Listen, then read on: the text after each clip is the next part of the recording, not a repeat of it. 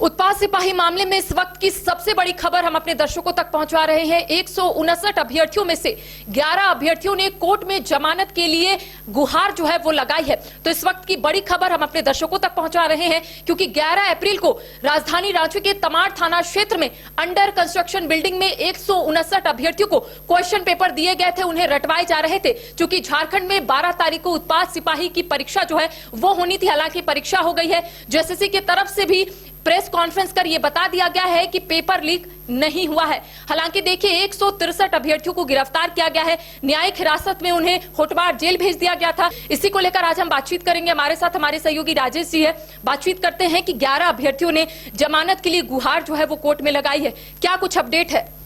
जी, जिस तरह से खबरें सामने में आ रही हैं कि 11 लोगों ने जमानत की जो बेल पिटीशन है उसको फाइल किया है।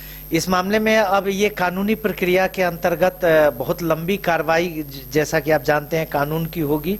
इसमें जो 163 अभियुक्तों की बात की जा रही है, इनको योगेश कुमार जो अतिरिक्त न्यायिक आयुक्त, एडिशनल जुडिशियल कमिश्नर जो होते हैं, उनके पास सबसे पहले भेजा गया था, जिसमें जो खबरें हैं कि उनको न्यायिक हिरासत में कहा जा रहा है कि 14 दिनों की न्यायिक हिरासत में भेजा गया है, जिसमें उनसे पूछताछ होगी, बेसिक पूछताछ होगी कि क्या घटना, किस तरह से सारे काम हुए, क्या क्या किसके साथ किसका रिश्ता क्या रहा, किसने कितने पैसे दिए, कितने लिए, किसको दिए, कहाँ का नेटवर्क का कौन चला रहा था, उसका साजिशकर्ता कौन था, मुख्य साजिशकर्ता कौन है, आदि सारी बिंदुओं पर जांच होगी।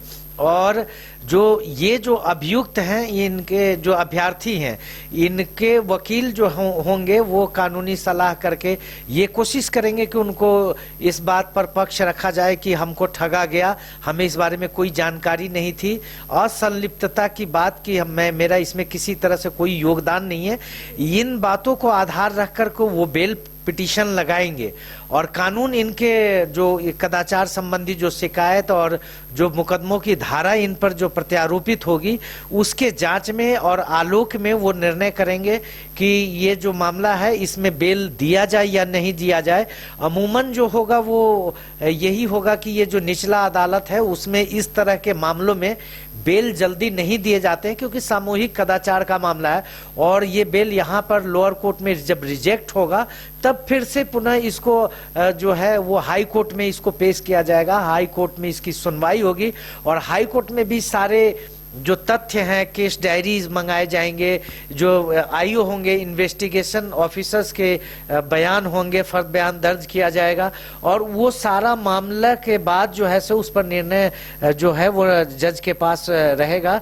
उनका विवेकाधिकार से सुरक्षित रहेगा कि इस मामले में बेल दिया जाए कि नहीं, क्योंकि इस मामले में जो कार्रवाई होगी, अगर एक के साथ जो कार्रवाई होती है वो चूंकि सामूहिक मामला है तो सबके साथ वो सिमेट्रिकल लॉ जो है वो अप्लाई करने का रेफरेंस लिया जाएगा।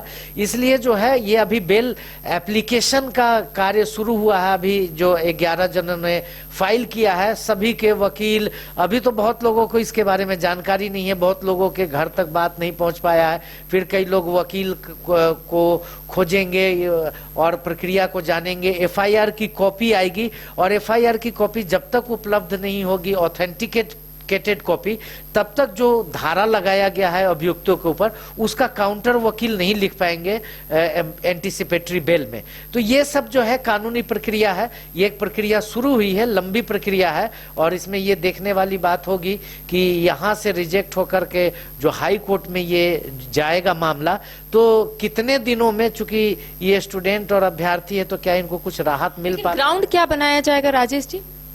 बेल का ग्राउंड मैंने जैसे पहले कहा कि ग्राउंड का बनाया जाएगा कि मुझे कोई जानकारी नहीं थी और मुझे ठगा गया।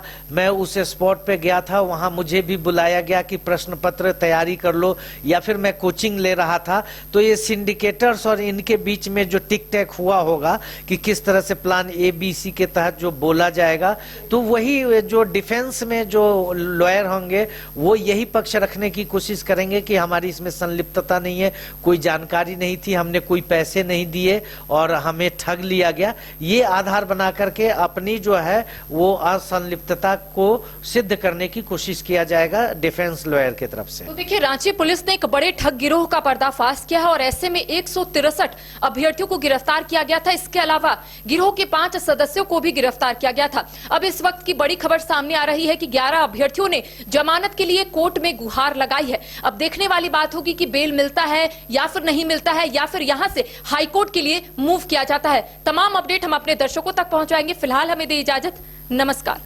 घर रहने का मकान भर नहीं, ये खुशियों की तिजोरी है। दरवाजे पर दस्तक देता पड़ोस, खिड़कियों से उमड़ आता आसमां, तारों में उलझी ऐसी न जाने कितनी दास्तां। कहती हैं चले डायमंड सिटी, एक सफर हम सफर के साथ अपने घर तक।